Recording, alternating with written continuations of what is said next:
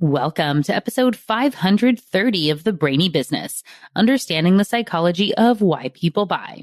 In today's episode, I'm excited to bring back a powerful conversation with Dr. Tessa Misiaszek. Ready? Let's get started. You are listening to the Brainy Business Podcast, where we dig into the psychology of why people buy and help you incorporate behavioral economics into your business, making it more brain-friendly. Now here's your host, Melina Palmer. Hello, everyone. My name is Melina Palmer, and I want to welcome you to the Brainy Business Podcast. Have you ever worked at a place where the values on the wall didn't match what happened in the halls? If so, you're not alone. We talk a lot about values in business, posting them, marketing them, sharing them on company websites. But what does it really mean to have a values-based brand? And how do leaders build that kind of alignment between internal culture and external promise?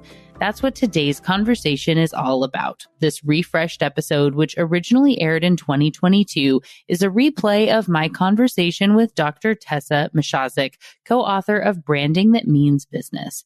At the time, she was the head of research at Korn Ferry Institute, and while she's recently stepped into a new chapter professionally, more on that soon, I'm sure, the insights she shares here are timeless and more relevant than ever.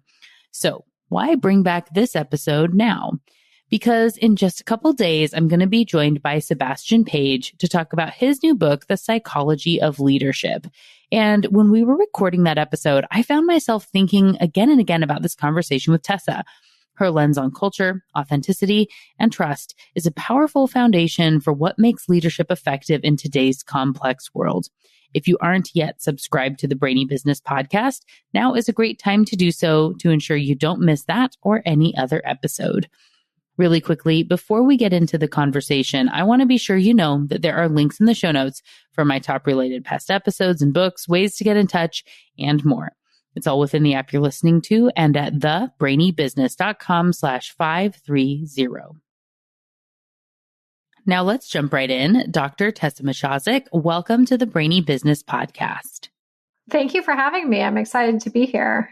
Oh, absolutely. I am so delighted. And we're going to be chatting just a few weeks after your co-author's second episode on the podcast, Matt Jansen, comes out. I would love if you can tell everyone a little bit about your background. There's maybe a little bit in the book that people will already know. We're going to talk about a different angle about, like we've already said in kind of our pre-call. But if you can share a little bit about you and the work that you do to kick us off, that'd be great. Sure. So I actually currently am the head of research for the Korn Ferry Institute. Korn Ferry is a very large executive search and talent management consulting business that is worldwide and has, I think we have about 13,000 employees now globally. So quite a big organization, but I haven't always been in the corporate world. I actually recently transitioned back to corporate. Prior to that, I was actually a marketing professor serving at Holt International Business School for the past few years. And then prior to that, have actually had quite the entrepreneurial experience, having run 3 different startups, always doing work in this space around communications, organizational culture, building human capital strategies for organizations. And then as I moved into academia, actually started to have more of a focus looking at marketing, and then was able to really prioritize my research around looking at the intersection between organizational culture and the marketing function, and how do you leverage employee engagement and culture in order to build an authentic brand. So that's what brings us here today.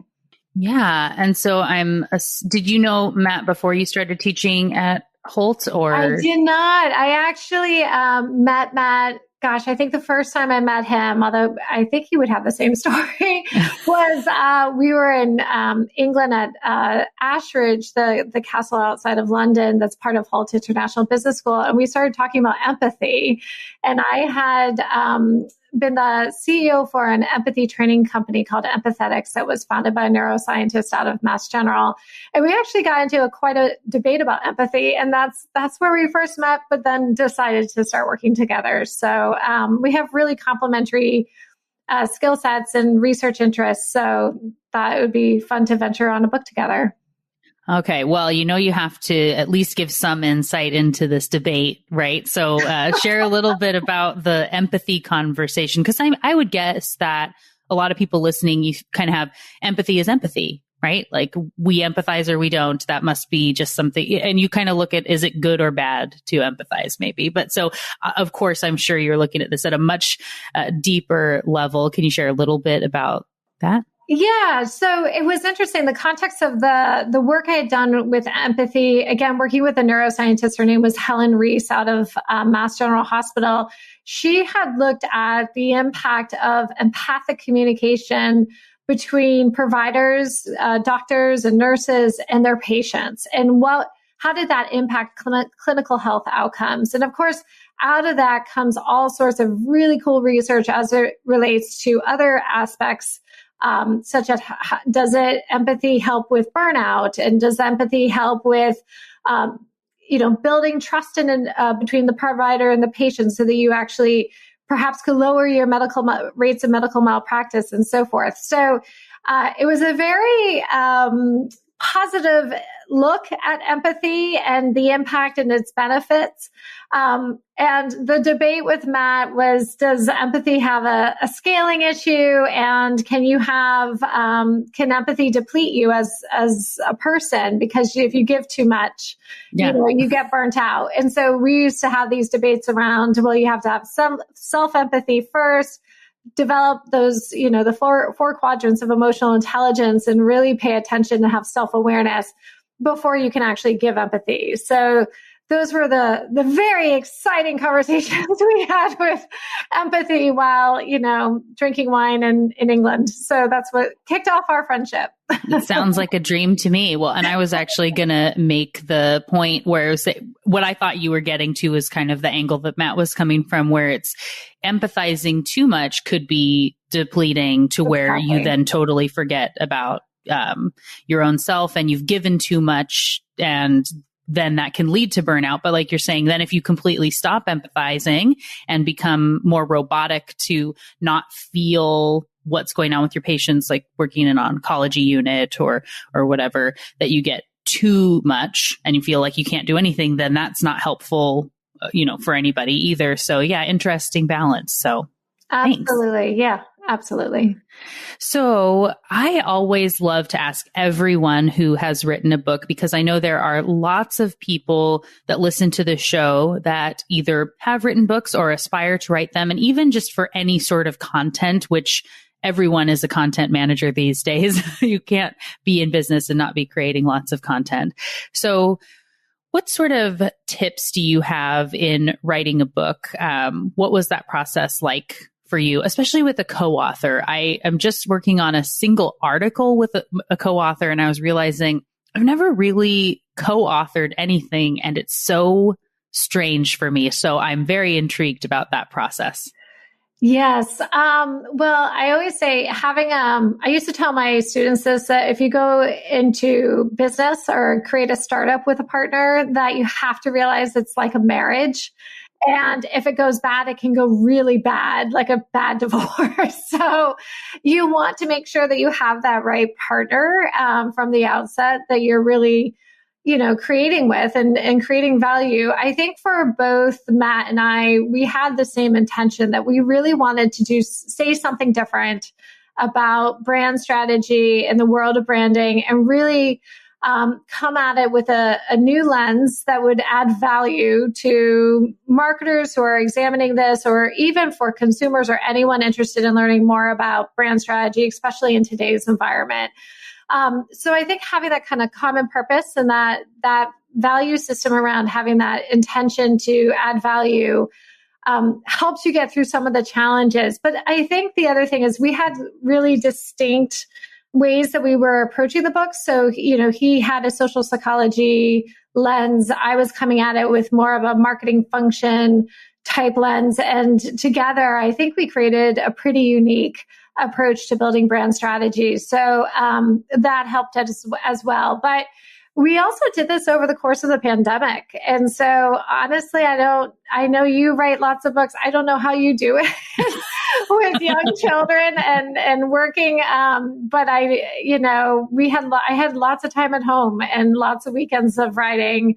And the pandemic kind of gave us that opportunity, which I guess was a gift from that perspective, to get the writing done. But it definitely took a lot more iterations than I thought, as far as, we probably rewrote the same chapter 3 or 4 times to kind of get it right and to feel really good about what's our messaging moving forward.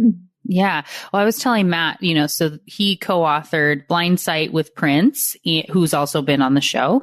And I'm going to be, linking to lots of episodes in the show notes for everyone listening here. But then co-authoring with you, it was interesting to have read them both and to see that there's a common feel to the language, and yet it's a little bit different, and it's hard to kind of pinpoint anything within it, but it's got really useful stories that helps carry you along, but they don't drag on, which is really nice. And I don't know how you managed to make it sound like one person, but you did a really great job in that process, to where I almost don't even know which questions to ask, because I was saying, I don't know what's from Matt's side, what's from your side. I don't know. But we're going to talk today more about the internal function of marketing, branding, and culture, which is something that I care a lot about. So for people who are not in the marketing function, or who are maybe in a marketing function, but in an organization that doesn't think culture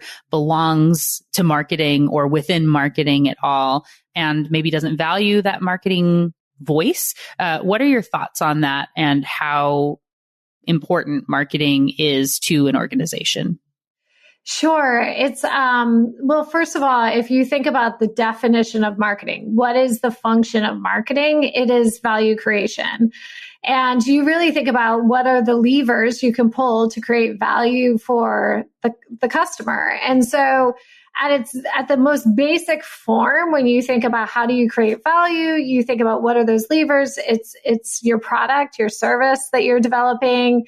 And then, of course, how do you price it? How are you promoting it? And how are you distributing it? That's kind of the core function of what marketing is. And how do you create value and have that value realized for the consumer?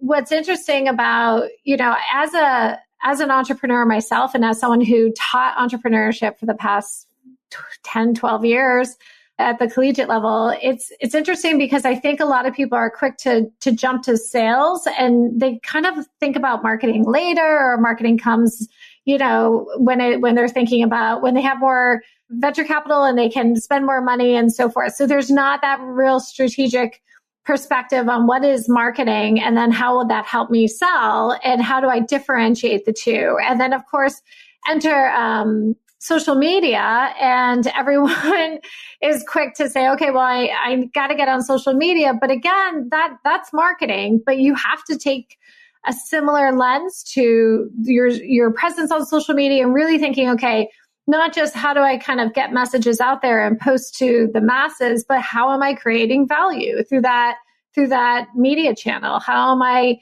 positioning my product? How am I adding value to what it is that I can communicate with my consumers and so forth? So when we think about brand in particular, and should brand be a strong consideration at the outset of a company? And well, what if I have a 100-year-old brand and it's, it seems pretty set in stone. Do I really have to think about brand anymore?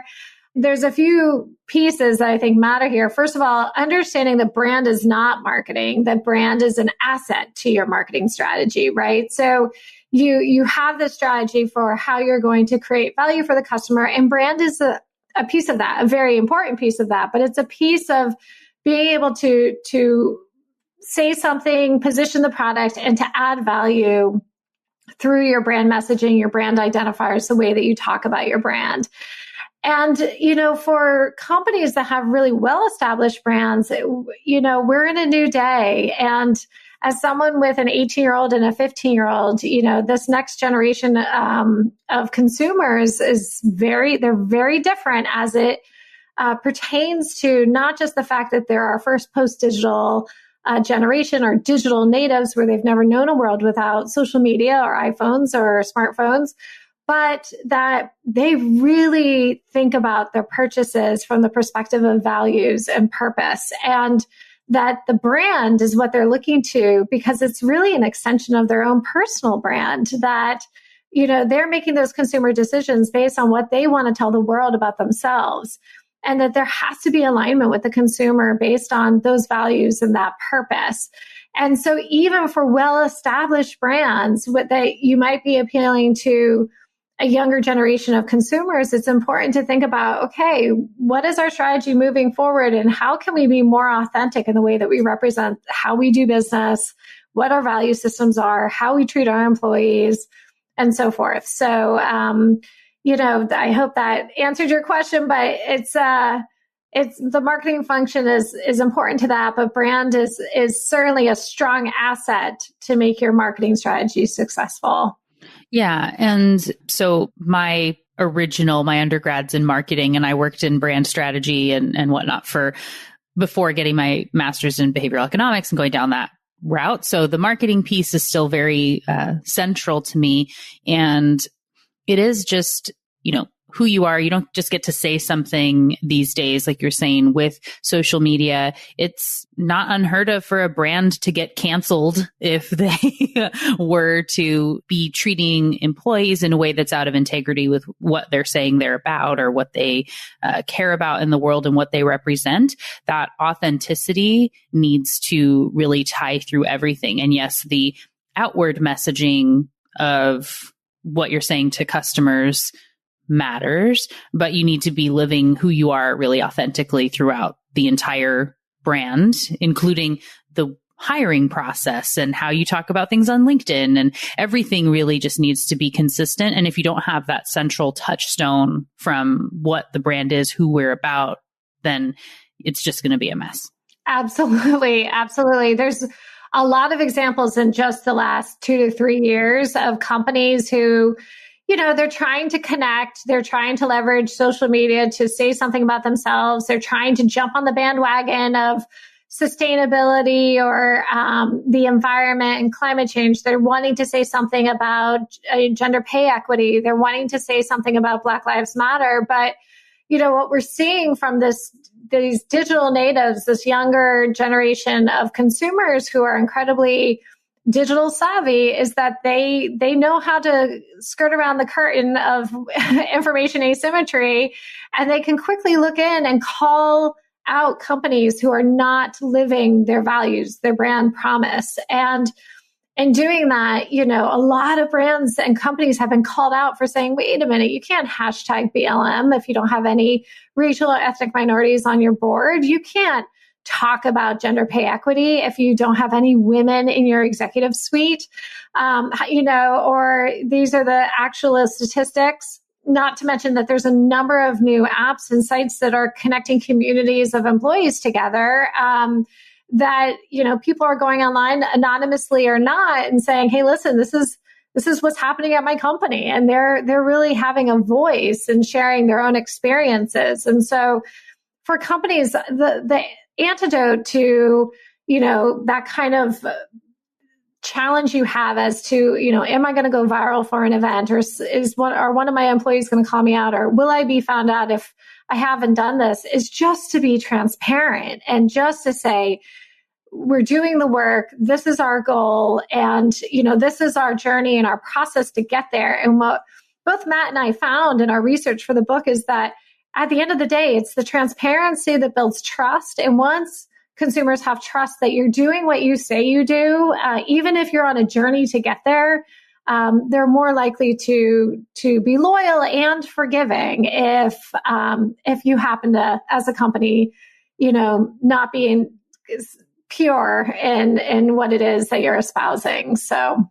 Yeah. Once you get, essentially what I hear in that is, so in my first book, I talk about how brands and why they matter in the beginning. And in saying, you know, if you go on a blind date with someone, you are filtering out, like looking for like this person's a hero or a zero. And even the smallest thing, that example I use is like they slurp their soup in a weird way. And someone who would have been a 10 is totally out because of that weird slurp. Oh man, I can't live with that for the rest of my life. Whereas if my husband was to slurp his soup in a weird way tonight, I'm not going to be like, well, we're done. I'm out, right? So when we have a brand that we really love, that's one of our favorites that we identify with, like you were saying, that's part of who we are, we're more willing to forgive. They're part of Team Us, as far as we adopt. And I've been talking about these sorts of things quite a bit on the show recently with my new book, which will have just come out when this airs. Oh, how exciting. So we'll have that, a lot of these things linked in the show notes.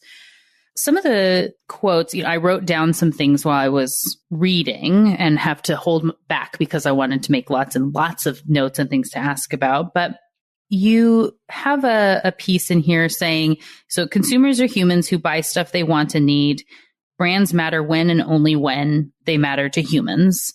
And another related quote there saying, why bother creating a brand at all, much less a meaningful one? Products can be copied. A strong brand provides stability in the face of transience. So, like we said, the outward side of a brand is pretty intuitive in a lot of ways. And like I said, we talked with Matt about that. But how does a company go about having that authenticity, choosing what their brand is going to be based on? Is there a point where you say you should always start here? So we'll say there's an established company that is looking to update and make its brand stand for something. We won't say they're like in the 100-year realm, but something that's been around for a little bit. Where do you suggest they start in creating a more authentic brand? Sure. So I think it is a collaboration that happens between the founders of the company or those leading the company and the customers. I think that moving forward, the more that you can collaborate with the customers and really understanding what their value systems are, what their needs are, to quote Clayton Christensen, what job does the product or the service do for them, and how is it adding value to their lives? The greater understanding that executives or leaders or chief marketing officers can have of that consumer experience. And getting back to that empathy word, the more empathy you can have for the way that your consumers live their lives and think about how your product or service is integrated into the way they live their lives, then that will allow you to build a more authentic brand, more connected to them, and really help lead you in determining what is that purpose and what are those values. Now, it's this kind of chicken and this egg conversation. What comes first, the brand purpose and values or the consumer's purpose and values? And if you haven't done this exercise from the outset, then I think it has to be a collaborative process, right? So if you have a year-old startup and you're thinking, we don't even have company values or brand values, we haven't started, well, then it gets started, and it should be a collaborative process with your consumers. If you have a startup that you don't have customers yet, you have a new product, what's important to understand in this product age that we're in the world of Amazon, where everything can be replicated, is that really at the core, especially with technology and the ability for things to be replicated and copied so quickly, that it's really brand that's the great differentiator, right? So if you look at, and that's what people want to wear a brand that says something about themselves, or to use a product or a service that makes them feel good about themselves because of the way that product or service was made, or because of the way that company, what its values are, or what they do for society, or what their greater impact is. And so it's really the brand that can differentiate more than any product characteristic or attribute. Yes, we want to make widgets bigger, better, faster. And, 15, 20 years ago, that was when we had smaller communities and smaller sales regions, and our competitors were fewer. Then you could think about that differentiation based on a product's characteristics. But today in a global market with the internet, with huge platforms like Amazon who can really replicate your product tomorrow, right? Then it's about, okay, well, what can make my product or service stand out? How can I differentiate from the competition? How can I create something that is not easily replicable? And that is through building a strong brand. Do you have some examples that come to mind where maybe it could be a super commoditized type of industry, but where people really value the brand and don't care even when, someone tried to copy them, or anything else where that brand has really carried through the value for that organization? Yeah, I mean, there's our book is chock full of examples. Yeah. And so I'm quickly going through the index in my mind of all the different examples. But, there are certainly brands that have been so steadfast and true in their purpose and their values. Patagonia is one of them, right? That it's always been about environment, consciousness. And even though their products are really expensive and, not that accessible. And so as a result, it's not a very inclusive brand, but it hasn't ever made excuses for that. And they have always been so focused on environment and doing the right thing for society that, again, I think that's one of those brands that has been very authentic in its approach to the market. Of course, it was interesting. Our publisher said, don't you dare use Apple in the book as an example. But if you think about, only because it's used over and over again, but hey, it's a fantastic brand. And not only is it authentic, but and so highly correlated to its founder, to Steve Jobs, and the way that he kind of thought about the world, and also that kind of artistic value creation that came through in his products. But it's also about creating community and being able to really think very differently, not just about the products that they were making, but the experience that people had as associated with the brand. So walking into an Apple store, they were one of the first who eliminated the barriers of, being able to access someone in customer service, and that you could go to a Genius Bar to get help with the product and the computer. And that was, incredibly intuitive to the point where you can just plug it in and it immediately starts working, that you don't have to have a degree in computer science to get it going. And so really just empathizing with the customers, Steve Jobs did this amazing job about building a product and a service and a brand that, everyone, if you think about the word Apple, you probably don't think of the fruit anymore. You immediately think about the computer. And what does that mean to the customer as far as the intuitiveness, the design, the creativity piece, the access to information, and so forth. And so that's when we talk about that quote that you read from the book around brands having meaning, but they only have meaning if they're meaningful to the customer. It's really about, again, through that collaborative process, understanding how that brand's going to resonate with the customer. And then how do you continuously reinforce that level of experience with the customer? For sure. And so since I'm sure it's a piece of science perhaps that maybe isn't in the book, I can't remember specifically if it's mentioned in it because it's one I've seen a lot, right? But is when people were shown the Apple logo versus the IBM logo for just, a fraction of a second, didn't realize it. And then were asked to do a task. Those who saw the Apple logo were more innovative and creative in the process and the project they were working on than those that saw that IBM logo. And that's where you think, that is a brand, Apple, like you said, that up and down, side to side, people think innovation and creativity and intuitiveness, and enough that the flash of a logo, it means something to you. And you don't necessarily have that from a lot of other brands. So you have to really live and breathe who you are for that to be so quick that your little tiny image means something. So for a company that's trying to build out culture for their brand, do you have any recommendations of picking, what your culture is going to stand for? I would assume people, as with so many other things, we have trouble limiting to a certain number. So they want to be everything to everybody. So if you have tips maybe about narrowing down a focus and how to maybe pick what matters, do you have any thoughts on that? Absolutely. Well, first of all, as a brand, you can't be all things to all people. So don't try to be.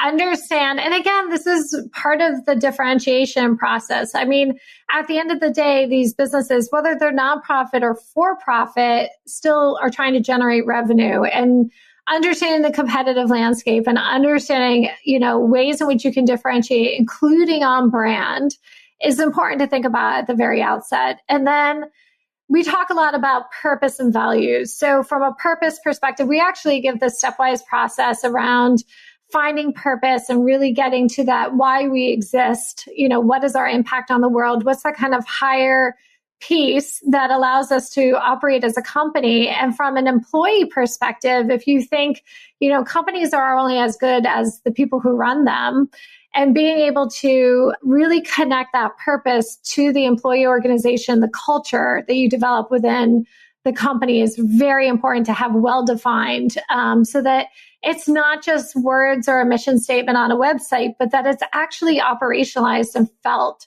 throughout the company.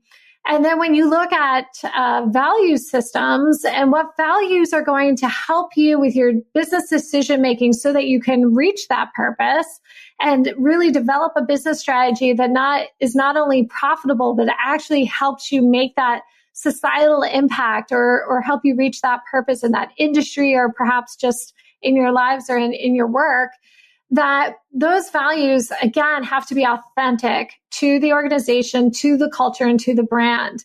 I think we quote in the book, it's like upwards of 82% of companies have trust, integrity, teamwork as their company values, those are fantastic values to have. But if we all have the same values as companies, we are not going to be differentiating from each other, right, in the way that we do business. And if we're all doing business the same way, then what really differentiates our brand? And so being able to go through this exercise of saying, based on our purpose and what really distinguishes us in the market, then what are the values that are going to help us get there? How do we actually think about the types of business decisions and how we want to make those decisions through our value systems in order to help us get there? And what's unique about our organization and our culture that we want to develop so that we can have those be guiding principles to help us, garner or create that type of culture. And so developing those values is an important part of that exercise. And then from there, it's building infrastructure, right? Everyone thinks, okay, I got the mission and the values on the website. We're all set now. Nope. That's just the beginning. Now you've got to think about what's the infrastructure and the operation, and your entire talent management strategy from that point forward should be guided by those values, the type of people that you're hiring into the organization, the type of environment in which they're working, and then, of course, how do you retain them, and also how do you guide them in the rest of their career? All of that is connected to purpose and values. Yeah, definitely. When you were talking, I was thinking of a brand that I'm sure has come up either in your teaching or as you're working on the book, which is Zappos, as far as a brand that I think, and we don't want to say it's the first, but the first that really publicly lived their values in a way that no one else did, where everyone would know all 10 at any given point, and you were bringing them up. I don't know if have you done the tour at Zappos? Have you been able to go do that? I haven't done the tour. Is it in Las Vegas? Yes, it is. Yes, I'm actually headed to Vegas in September, so maybe I'll put that on my list. Yeah, I've done it before as part of a marketing conference that I was attending actually years ago. It's really cool and interesting to be able to go and tour. And with your background, I'm sure you would love that. If they're doing tours right now, worth it. Yeah. But when you think about Zappos and values, we'll say here is like, do you have thoughts on Zappos more and what other companies can learn from that? Yeah. So it's interesting. I entered into entrepreneurship in 2004, and I would say it was, it must have been 2009, 2010. I was kind of in the thick of it. We were trying to shop out the company. I was partnered with 3 physicians, and that's when I actually learned about Zappos for the first time, and Tony Hsieh, and the way he thought about his company. Really, again, it was that intersection between really thinking strongly about culture and how to build a culture that really engages the employees, and then to be able to deliver on that and have that really drive everything about the company. It's business decision making, it's marketing function, it's customer service elements.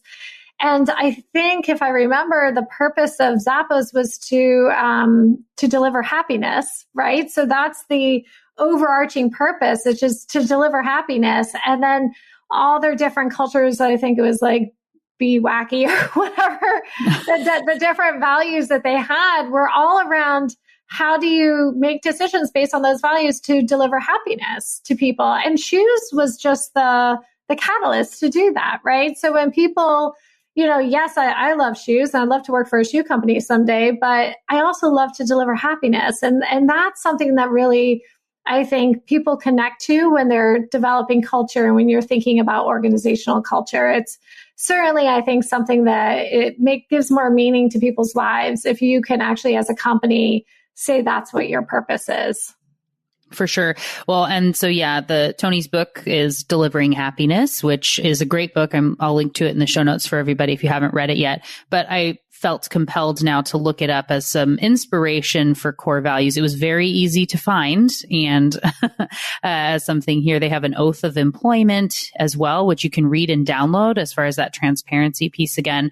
So their 10 core values are: deliver wow through service, embrace and drive change, create fun and a little weirdness, like you were saying, that kind of wacky side, be adventurous, creative, and open-minded, pursue growth and learning, build open and honest relationships with communication, build a positive team and family spirit, do more with less, be passionate and determined, and 10 is to be humble. So, all good stuff. And I think showing a way that, I don't know that for most companies, we would recommend starting with 10. 10's a lot of things to try to, if you're just jumping in. Yeah, I tell startups to start with 5. 5 is, you can always build as you grow, but I think it's to come up with 5 very unique, authentic values that resonate within the industry that you're in, that will resonate with your employees, that connect to your consumers. It's a good number to start with. Yeah. Oh, and that authentic piece reminds me, the other thing I was thinking while you were talking is, so like you said, the 82% or whatever that have trust and whatnot. I know a lot have a lot of background working with financial services. So banking and credit unions, and everybody says that one of their values, and I don't have a stat, I feel like it's higher than 80%, that have part of their values being that they have the best service, that they differentiate on their service.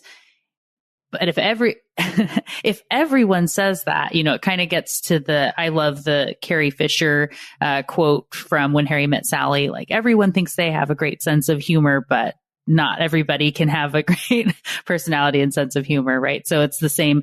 If we all say we have the best service, then nobody has the best service unless you're really, really living that. And so whether it's trust or service, it's not enough to just say it. You have to show it to where people can just say you're about this, in the same way that they do with Apple is about innovation or intuitiveness or beautiful design, things that everybody says. And you don't have to just keep saying it or say, oh, no, it's on our website. And if your employees don't know what your values are just off the bat, where, like I was saying, 10 is a lot, but every employee of Zappos, at least back in the day, would know all 10 immediately, no questions asked. And you could say, what's number 8? And they would have it, right? They know what those are because they really live them. So whatever it is you're going to pick, make sure it's something that your employees can live and embrace it. And I would love for you to expand on that if you have thoughts. No, absolutely. And I think your example about financial services and the service component is so important because, again, if it's an authentic value to the organization, it drives your business decision-making, then one of your pillars of innovation should probably be service. And that's getting redefined over and over as we move to this digital transformation. Whereas great customer service was walking into a bank and being greeted with a smile. Today, great customer service and financial services is making sure you have an app that is seamless, that if for my college student, that's safe, but that mom and dad can transfer money into, that he has, immediate access to emergency funds, that it's well protected, that there's great security. It's completely redefined, but those companies who do have service at at the core of one of those values are continuously innovating based on that, because that's what they want to be known for. And you have to think that it's going to change. The meaning of service is going to change over time in every industry, especially as we move into a much more digitalized space.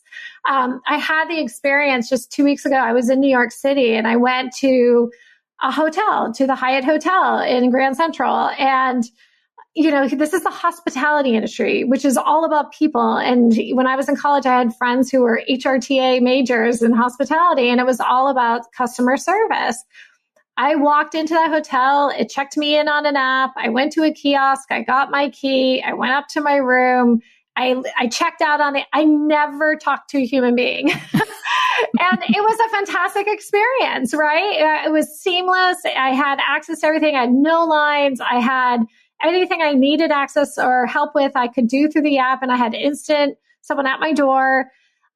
It's been redefined. So again, it's not just words on a board. And if you created these values 10, 15 years ago, you have to think about how these values will evolve over time. And then, to stay true to that as part of your core identity as a company, you have to continuously innovate based on those values. So I think that one's a good example. Oh, yeah. And I love what you were saying there. As the other thing is, in general, and I say to people all the time, and I'm by no means the first person to say this, but you are not your ideal customer. You're not selling to you, and the thing that you want is not what the people on the other side want or need.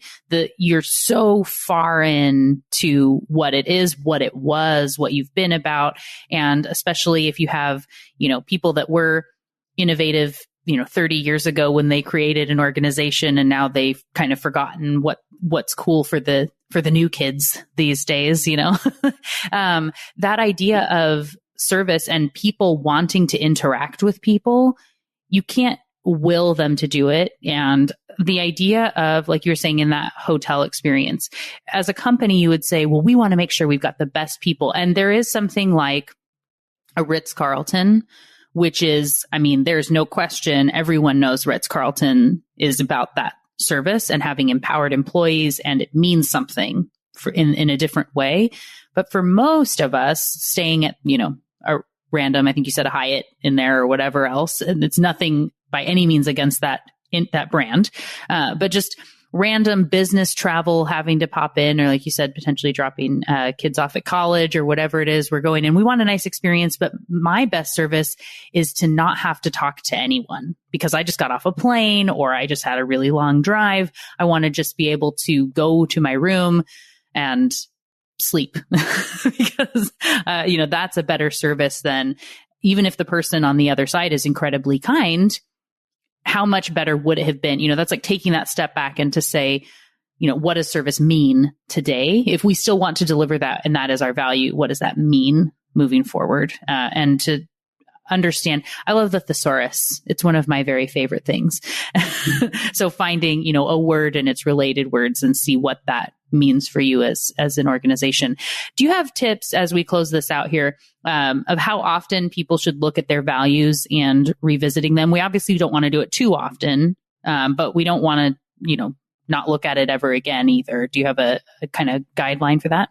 Yeah, I think there should be an inventory at least once a year to say, are these still relevant? And are we doing our best by these values? Or is there one particular value that we're tripping up on enough? And, are there new values that we need to think about, right?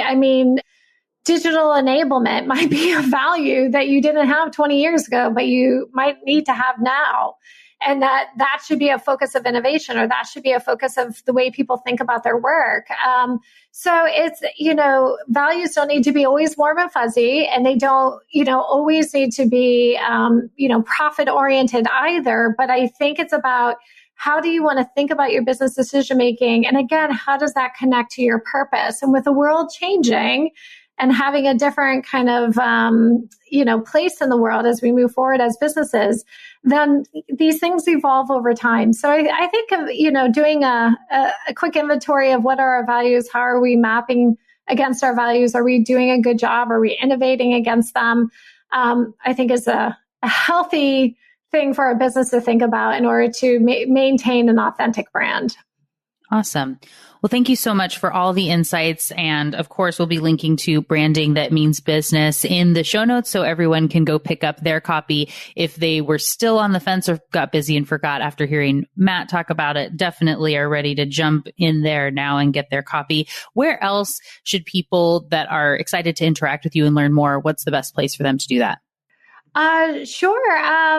Well, I mean, the best place to do that is to link in with me. I'm always happy to link in. And as I mentioned, I also have a podcast, Happy at Work podcast, that they can listen to more around organizational culture and, employee engagement and how to create a positive workplace environment.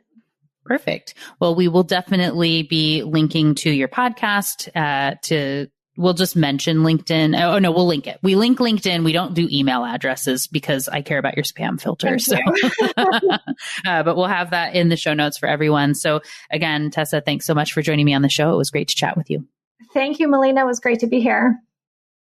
Thank you again to Dr. Tessa Misiaszek for joining me on the show today. What got your brain buzzing in today's conversation?